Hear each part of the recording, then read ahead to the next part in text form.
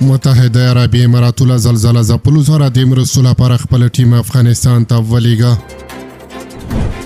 او وروستی خبر دا چې په کونړ کې د زلزلې له امله د مړو شویو او ټاپیانو شمېر نور هم اضافه شو. سلامونه ستړي مه شئ، وخت مو په خیر. پام وکړئ د ایران ټي وي یوټیوب چینل څخه د نن ورځې تازه او مهمو خبرونو ته. د متحده عربي اماراتو د ولسمشر شیخ محمد بن زاید ال نهیان په لارښوونه نن چهارشنبه د ګډو عملیاتو قومندانۍ او د اماراتو د لاټون او ژغورنې ټیم افغانستان ته استول شوی څو په ختیځو سیمو کې له زلزله ځپلو سره مرسته وکړي.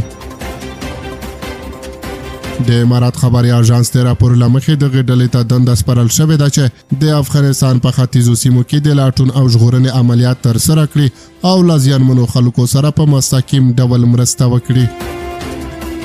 دغه ډله به په ختیځو سیمو کې له رسېدو سره سم خپله همکاري پیل کړي.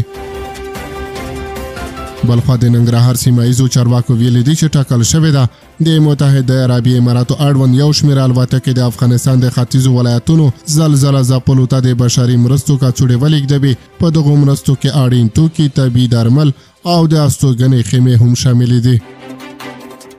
د ننګرهار ولایت مقام پر ایکس پاڼه لیکلي دي چې په همدې موخه د ننګرهار مراسیال والی مولوي عزیز الله مصطفی د اماراتو د ژغورنې او مرستو څانګې له مسؤلینو سره یو ځای د دغه ولایت هوایي ډګر وکوت څو د اماراتي الوتکو د ناستې امکانات وارزول شي.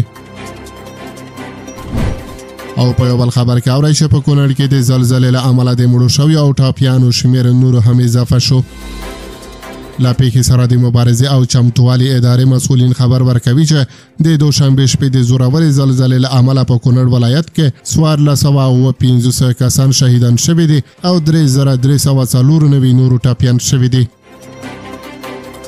د دغه ادارې بیان د یوسف حماد په یوه خبرپاڼه کې ویلي دي چې د دغې زلزلې له امله 6702 استوګنیز کورونه هم په بشپړ او نیمه بشپړ ډول ویجاړ شوي دي. د کونړ غمیزې د نړۍ په لروبر کې خلک خوشینې کړي دي او یو شمېر هیوادونو، نړیوالو مرستندویه بنسټونو او سازمانونو د نقد او لومړنیو بشري مرستو اعلانونه کړي دي چې تر اوسه د هندوستان، ایران او خیبر پښتونخوا ایالتي حکومت مرستې را رسېدلې دي.